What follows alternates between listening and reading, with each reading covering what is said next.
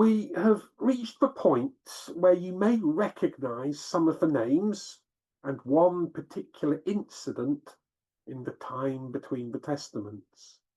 How bad King Antiochus set up an abominable altar in the temple in Jerusalem and was defeated by Judas Maccabeus. That is the headline.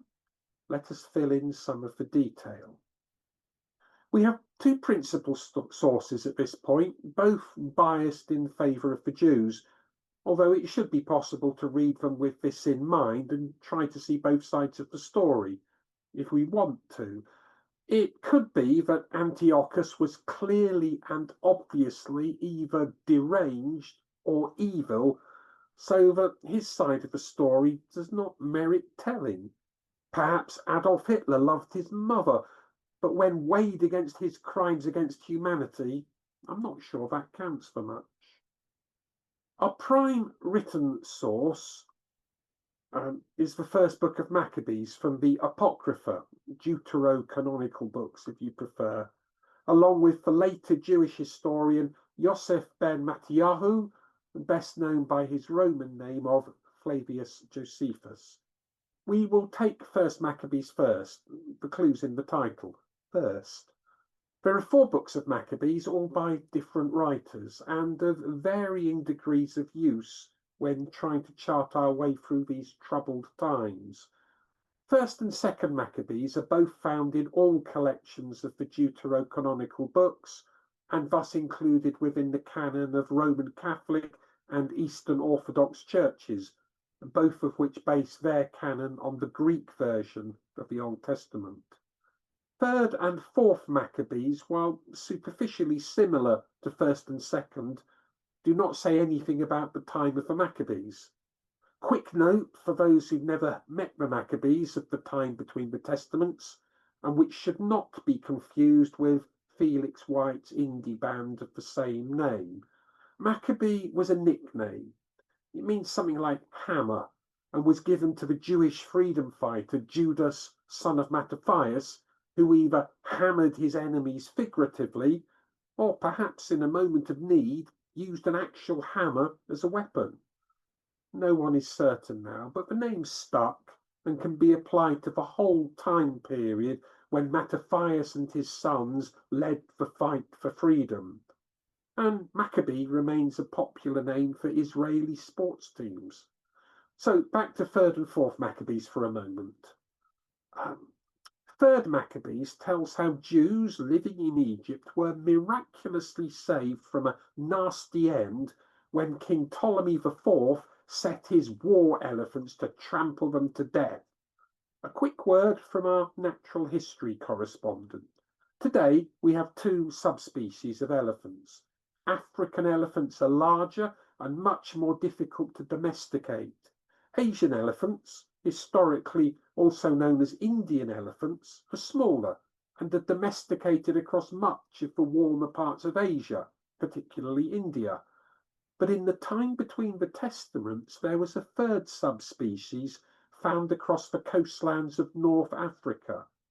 The African forest elephant, originally found along the coast of the Red Sea, must not be confused with the larger, fiercer East African bush elephant. These forest elephants were more easily trained than the bush variety and bigger and fiercer than the Asian ones. Most famously, they were used by Hannibal of Carthage in his campaign against Rome via the Alps. Anyway, in 217 BC or thereabouts, Ptolemy IV, who had war elephants at his disposal, tried to use them to kill Jews and failed. The Jews believed this to be a miracle, and why wouldn't they? The story was written down and eventually titled Third Maccabees. Fourth Maccabees reuses some incidents from Second Maccabees to emphasize the point that reason must always triumph over emotion. Both Third and Fourth Maccabees seem to have been written or collected in Alexandria in or around the century before or after Christ, and are not generally included in any edition of the Apocrypha. So back to 1st and 2nd Maccabees. 1st Maccabees records the history of the Jews from the time that Antiochus IV became king of Syria in 175 BC until the death of the high priest Simon in 134 BC, so just over 40 years.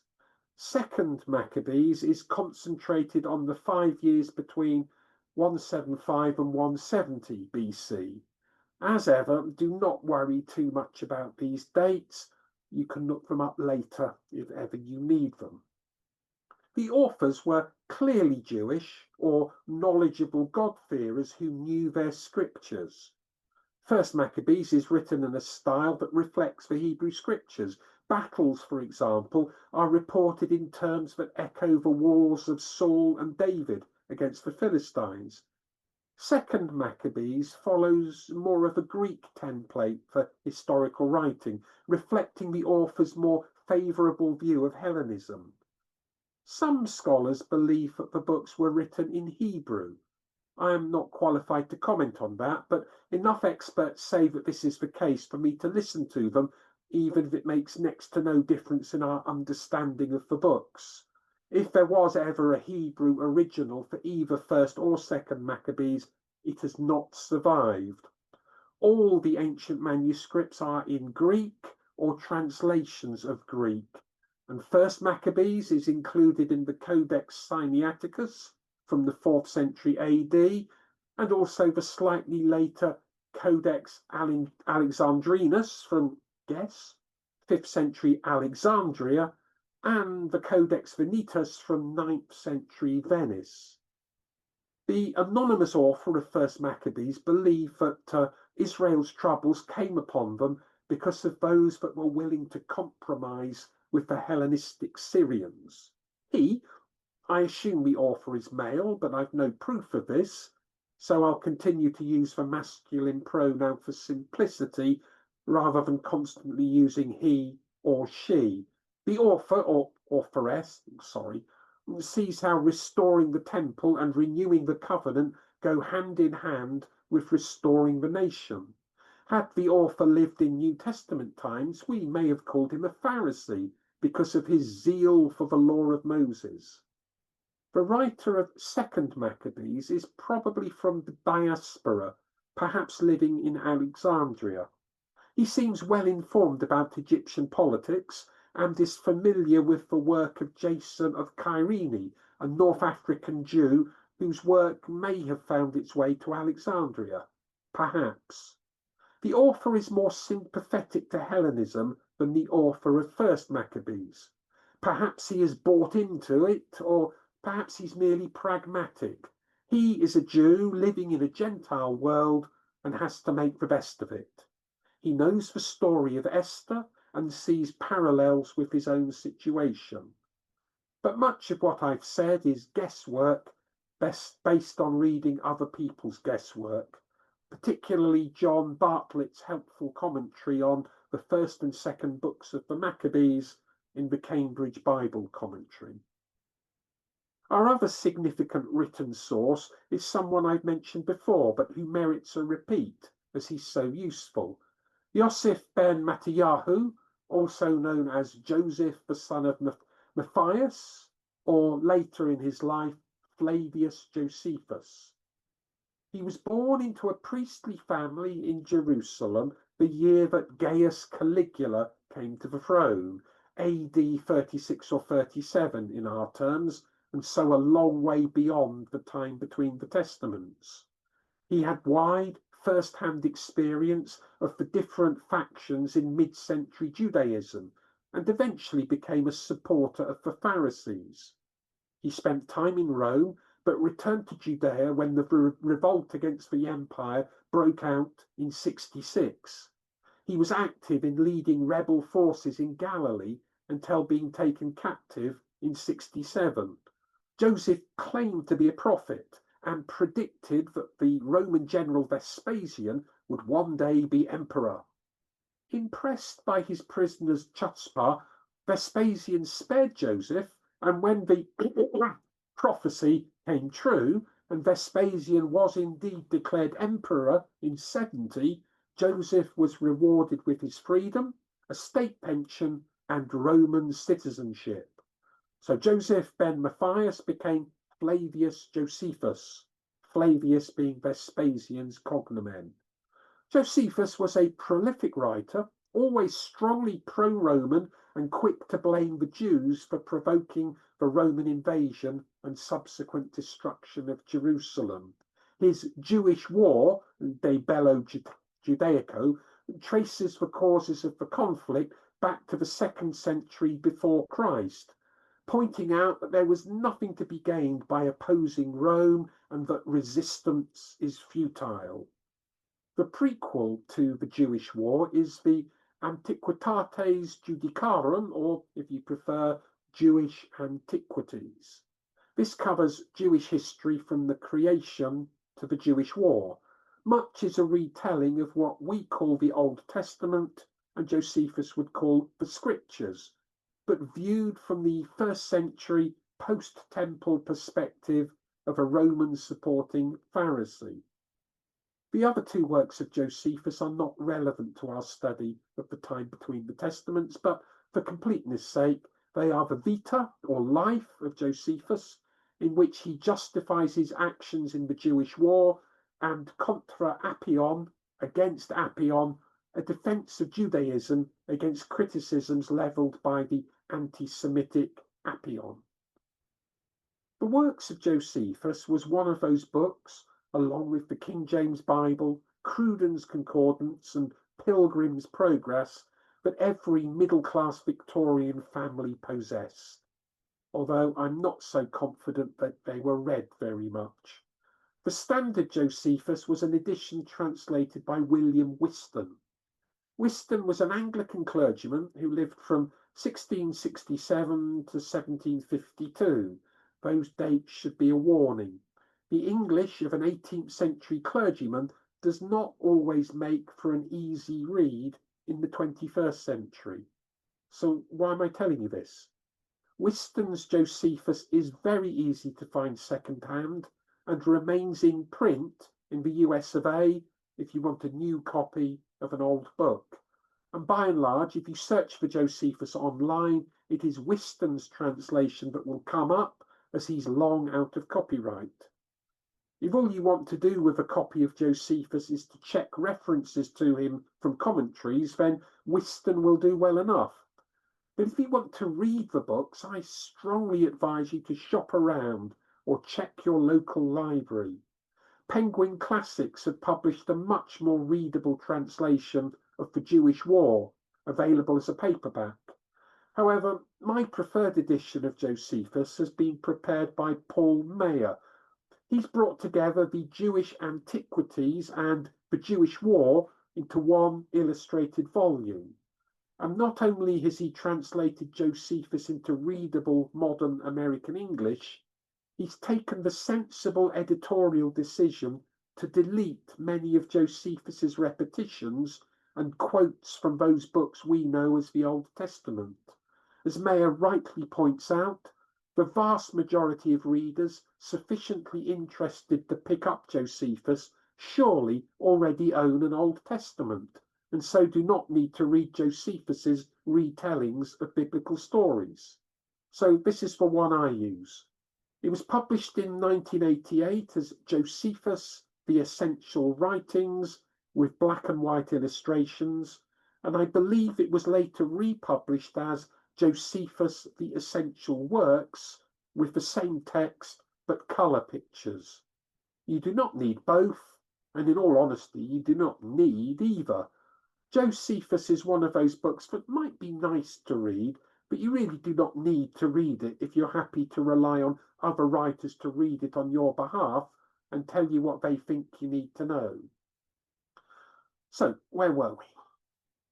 For some time, Judah was on the front line between two warring Macedonian kingdoms, Ptolemaic Egypt and Seleucid Syria. Neither were particularly hostile to the Jews. Egypt was generally welcoming to them, although Syria did suffer from occasional bouts of anti-Semitism. But Judah was in a strategically important position geographical if, or when Egypt and Syria went to war, they needed to control Judah to keep the roads open. Antiochus III of Syria, sometimes known as Antiochus the Great, had been taught a lesson in Asia Minor by Rome. Part of his punishment was to pay an incredibly exorbitant fine. Having lost his wealthy provinces in Asia Minor, Antiochus took to looting temples to raise funds. Of course, it was not long before he remembered the temple in Jerusalem. Time for a recap. I've introduced you to two of the leading families in intertestamental Judah, the priestly Oniads, religiously conservative and waiting expectantly for God to intervene and restore Israel, the family or clan favored by the Hasidim, the holy ones, those whose outlook would be shared by the Pharisees of New Testament times. And on the other hand, we have the Tobiads, more worldly, according to their detractors, more pragmatic in the eyes of those sympathetic to them. Liberal is a weasel word meaning different things to different people. I've told you of Graham Fisher's definition, and it's worth hearing again. A conservative is someone who bans things I would tolerate, and a liberal is a person who allows things I wouldn't. In the main, the Tobiads were prepared to work within the Hellenistic system and were happy to live in the world beyond Judah. They still considered themselves to be faithful Jews, but the Oniads would consider them lax in their observance. Anyway, the world in which both families lived was about to change. Antiochus III, sometimes known as Antiochus the Great, had been driven out of Asia Minor by the Romans and was reduced to pillaging temples across the remaining parts of his once extensive empire to pay the fine the Romans had imposed upon him. In 187 BC, he had attempted to loot a temple in Susiana in Elam, but was killed in a surprise attack by some locals. His elder son, Seleucus IV, succeeded him.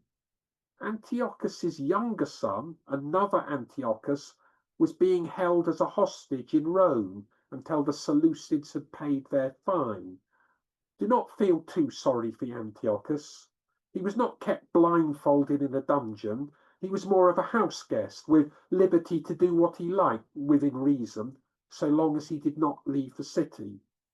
King Seleucus was struggling to raise the necessary funds to maintain his lifestyle and continue to pay off the Romans. Even his tax collector in chief, Joseph the Tobiad, could not bring in the required amount. Daniel may have had this in mind when he wrote in chapter 11, verse 20, "Then shall arise in his place one who shall send an exactor of tribute for the glory of the kingdom. But within a few days he shall be broken, neither in anger nor in battle." If the king was so strapped for cash he was prepared to raid temple treasuries, then there was no political reason why the temple in Jerusalem should be exempt. According to 2nd Maccabees, information was passed on by a captain of the temple guard. This was Simon, a son of Joseph the Tobiad, who was in dispute with the high priest Onias III. Seleucus sent his chancellor Heliodorus to requisition the gold in the temple. When Chancellor Heliodorus arrived in Jerusalem, High Priest Onias gave him a sob story. Most of the wealth in the temple had been deposited there for safekeeping by widows and orphans. We can almost hear the violins playing. But Heliodorus was not buying any of the story. Let us go to the text. 2nd Maccabees 3:13 to 28 in the Good News translation. But Heliodorus insisted that the money should be taken for the royal treasury, as the king had ordered. So he set a day and went into the temple to supervise the counting of the money. This caused an uproar throughout the entire city. Priests, wearing their priestly robes, threw themselves face downwards before the altar and begged God to keep the money safe, since he had given the laws designed to protect the money that people deposited in the temple. It was heartbreaking to see the high priest. His face turned pale, revealing the agony of his soul, and his body was trembling with fear, reflecting the pain in his heart. People ran from their houses to join together in prayer that the temple might not be defiled. Women, wearing nothing but skirts of sackcloth, crowded the streets. Young girls whose parents had never allowed them to be seen in public ran to the gates or to the walls of the city, or just stared out of their windows. But wherever they went, they lifted their hands to God in prayer. What a pitiful sight it was to see the high priest in such great agony and frustration, and to see everyone in the city confused and lying face down on the ground.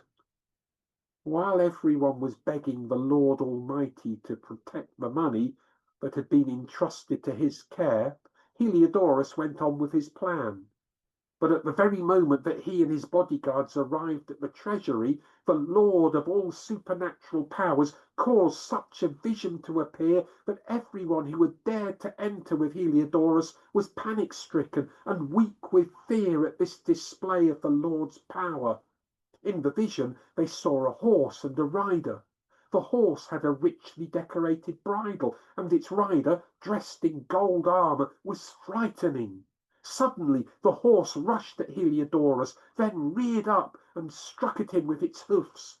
Heliodorus also saw two unusually strong and handsome young men wearing very fine clothes. They stood on either side of him and beat him unmercifully. He immediately fell to the ground unconscious, and his men put him on a stretcher and carried him out. Only a moment earlier this man had entered the treasury with a large group of men, including all his bodyguards, but now he was being carried away helpless. So they all openly acknowledged the mighty power of God. I'm not convinced. It's a good story, well told, but much worse was about to happen to the temple without any supernatural intervention. Perhaps this is written under poetic license, which allows wish fulfillment. Personally, I do not read 2nd Maccabees as scripture, so I'm free to dismiss it. If you believe that 2nd Maccabees is part of God's inspired word, then no doubt you treasure it as an historical record. Moving on. Simon the Tobiad and Onias the high priest remained at loggerheads. In the end, Onias felt his best hope of clearing his name with King Seleucus was to make a personal plea. So in 175 BC, Onias travelled to Antioch to appeal to the king, and was thus in the city when the king was assassinated by his chancellor Heliodorus. Warning, it's going to get messy. Blood will be shed, and for the amateur historians among us, it gets confusing because there are not enough names to go round. The Egyptians stuck with Ptolemy as their given name of choice. The Seleucids mixed it up a bit more, but we're about to be overloaded with Antiochuses and Seleucuses, each with a number. Go with the flow for now, and when you're ready to dig deeper, invest in a good guidebook. I'm tending to go with F. Bruce's Israel and the Nations in its revised form by David Payne, and checking facts in the New Jerusalem Bible or standard reference books such as the Oxford Bible Atlas and the Oxford Dictionary of the Classical World. Personally, I prefer books to the interweb, as books go through much greater scrutiny before they are printed. Anyone can post online. So King Seleucus IV is dead, assassinated by his chancellor Heliodorus. Seleucus left two young sons, Antiochus and Demetrius. By rights, young Antiochus should have been Antiochus IV, but as he never reigned, he's usually referred to as Prince Antiochus. Heliodorus appointed himself as regent until Prince Antiochus was old enough to rule in his own right. Some might wonder if the prince would ever reach his majority, but they kept those thoughts very quiet. However, unbeknownst to Heliodorus, the late King Seleucus had arranged for his youngest son Demetrius to replace his uncle Antiochus, Seleucus's brother, as hostage in Rome. Antiochus was already on his way east, making a visit to Athens before returning home. He had been greatly impressed by all he saw of Rome, and his time in Athens reinforced his conviction of the superiority of Hellenistic culture. Antiochus was still in Athens when the news reached him that his brother King Seleucus had been assassinated. By rights, Antiochus should be the regent of the kingdom, while his nephew Antiochus remained too young to rule. He borrowed some troops from King Eumenes II of Pergamum in Asia Minor and marched on Antioch, where he soon defeated the usurper Heliodorus.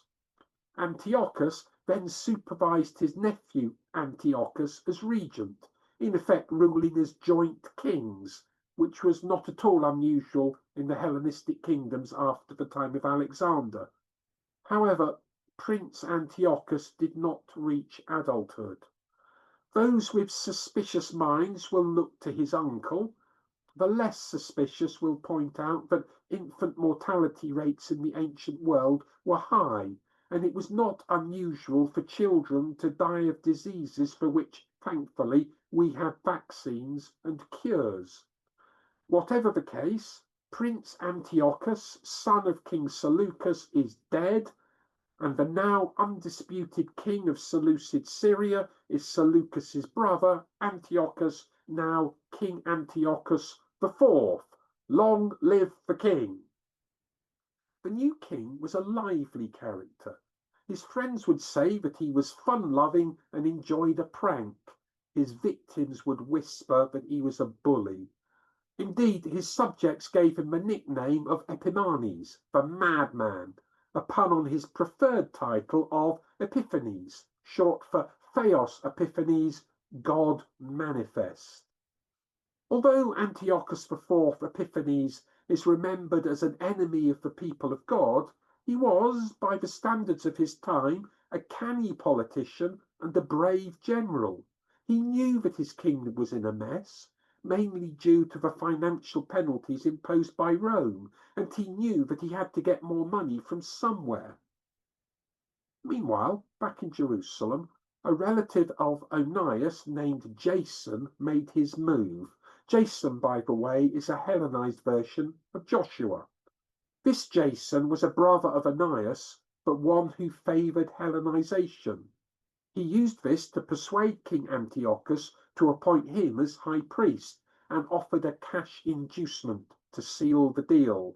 Antiochus took the bait and made the switch.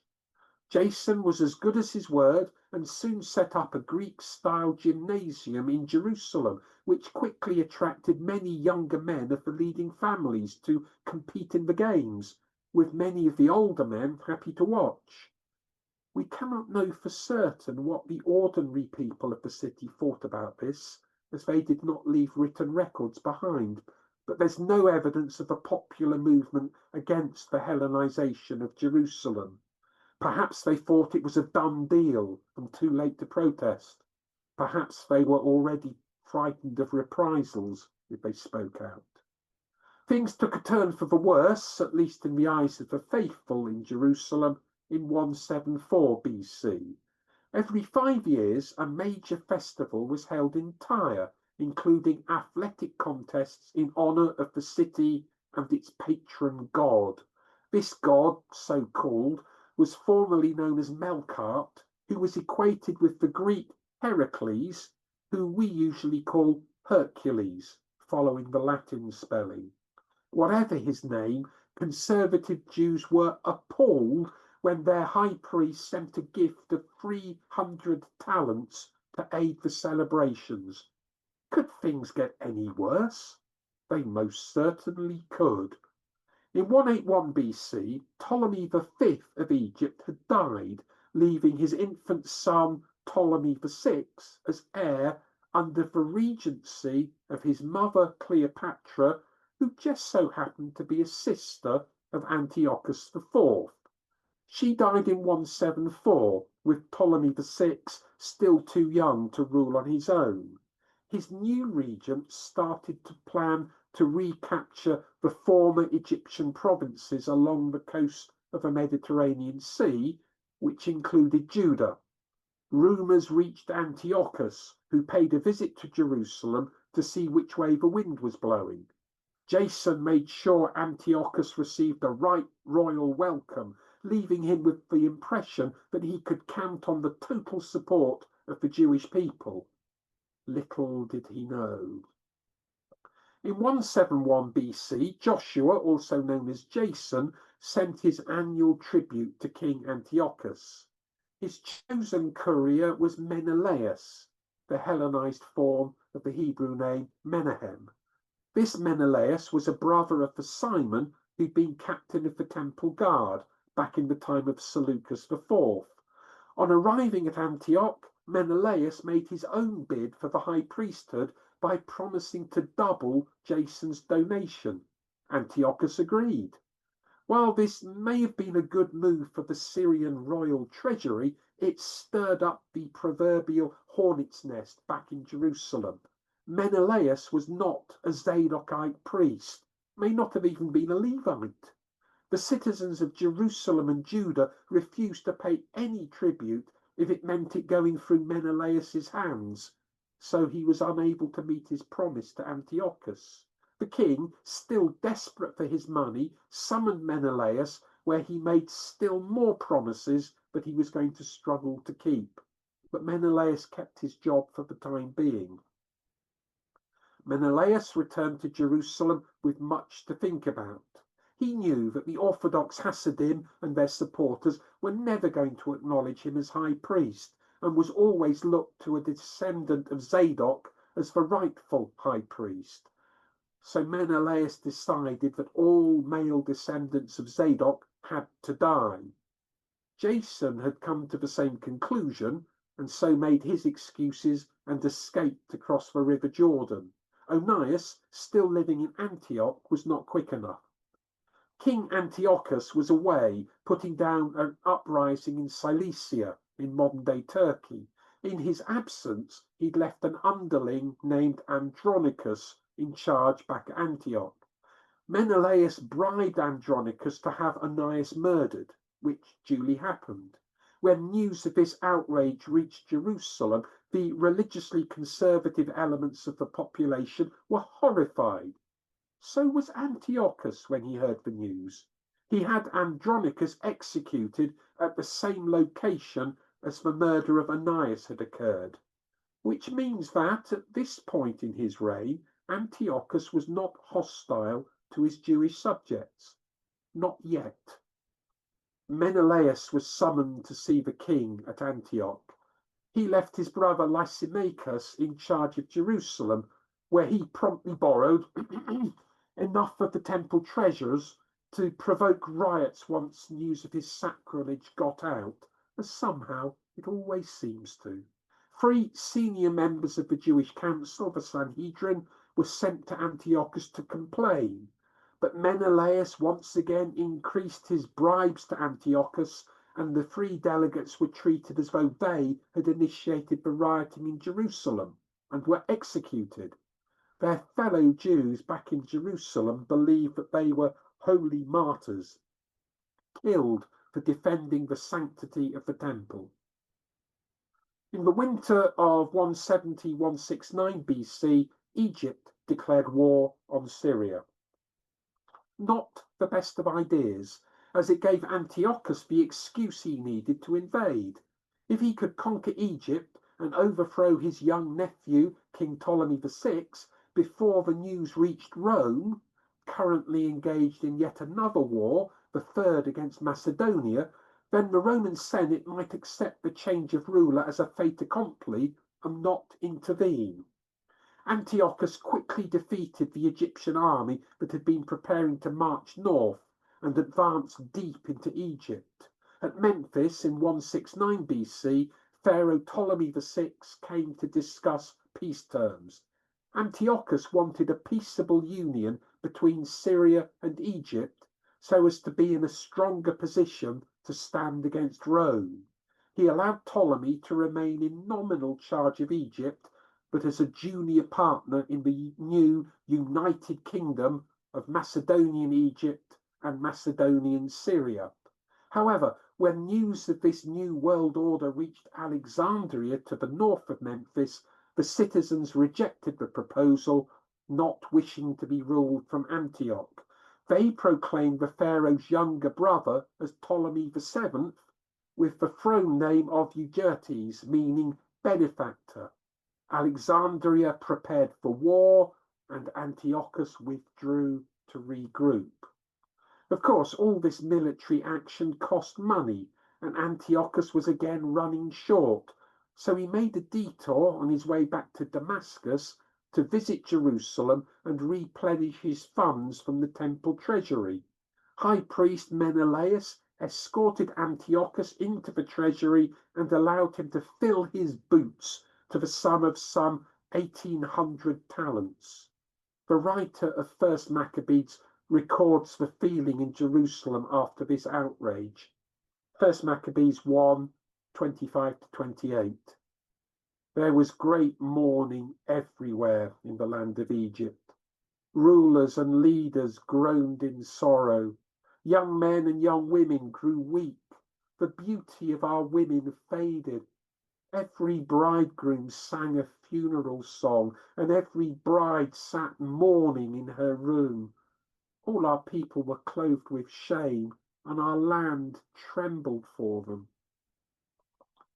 Clearly, the Jews of Jerusalem were appalled at Antiochus's behaviour, and their writings reflect this. But elsewhere in the ancient world, Antiochus was seen as nothing out of the ordinary, and some would have a grudging respect for someone who was successful in what he put his hand to. Antiochus made another attempt to unite Syria and Egypt into one kingdom under his rule. This was in 168 BC. However, the two Ptolemy princes were now reigning together along with their sister Cleopatra, who was also married to the older of the two brothers. Such things happened in Egypt at that time. Antiochus could no longer pretend to be acting in the interests of the rightful king against his usurping brother. If Antiochus invaded Egypt, he may have brought in the Romans as peacemakers. Cough, cough. But Rome was still busy with the war against Macedonia. Antiochus thought he had a window of opportunity and acted. First, he attacked Cyprus, still under Egyptian rule. The governor surrendered. Antiochus moved straight on to Egypt, laying siege to Alexandria in the spring. While he waited for Alexandria to fall, Antiochus travelled south to Memphis for his coronation as king of Egypt.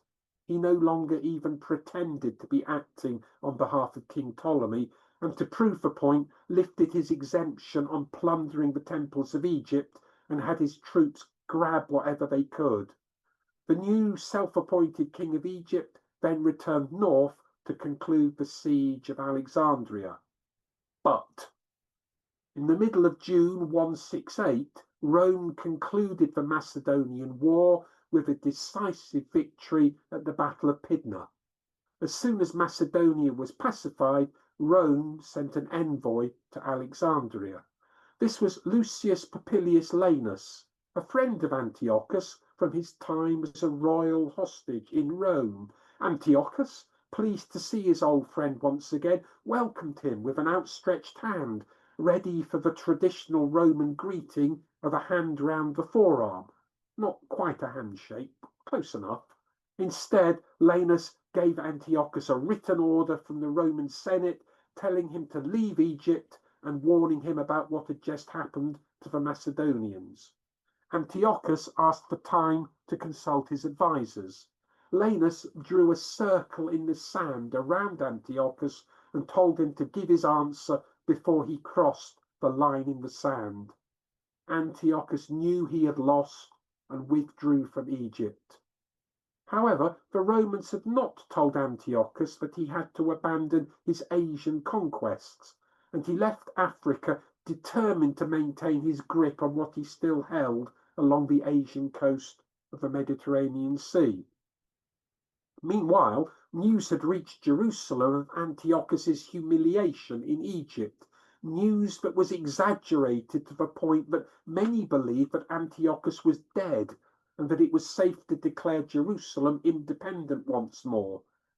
Antiochus was not amused, and the Jews were soon to realize that the news of his death had been greatly exaggerated. There's a scene in the play by Ben Jonson where an Elizabethan courtier is snubbed by a nobleman. Knowing he can do nothing to get his own back on the nobleman, the courtier returns home to kick his servants, who, of course, cannot kick back. Something similar was about to happen in Jerusalem. Antiochus had been turfed out of Egypt by Rome. He could not threaten Rome, so he headed east to bully his own subjects. Judah was going to suffer for Antiochus's humiliation in Egypt. Antiochus believed, probably correctly, that the temple and its priests were the source of the opposition to his rule. Judaism was and is an exclusive religion, whereas all the other people around the Hellenistic world were happy to see all religions as being equally valid. Antiochus determined to force the Jews to conform to Hellenistic expectations. In 167, Antiochus issued edicts forbidding circumcision, Sabbath observance, and kosher food laws, all things that made Jews different to their Gentile neighbours. And in December 167, Antiochus had an altar dedicated to Olympian Zeus, the chief god of the Greeks, within the temple courtyard, together with his own priests who offered unclean sacrifices. Similar altars were set up in all towns across Judah, so there was no escape from Antiochus's program of forced Hellenization. This was the abomination, and not all Jews were content to let it stand. To be continued. Well, thank you for your attention once again. You can see we're moving ever closer to the year zero. Not that there is such a thing as year zero. When 1 BC finishes, we go straight to 1 AD 1. So there's no year zero, but we're getting close to it if it existed. And next week, we'll tell the story of the rebellion against Antiochus led by Judas Maccabeus. And the following week, we'll continue more with how the Romans got increasingly involved.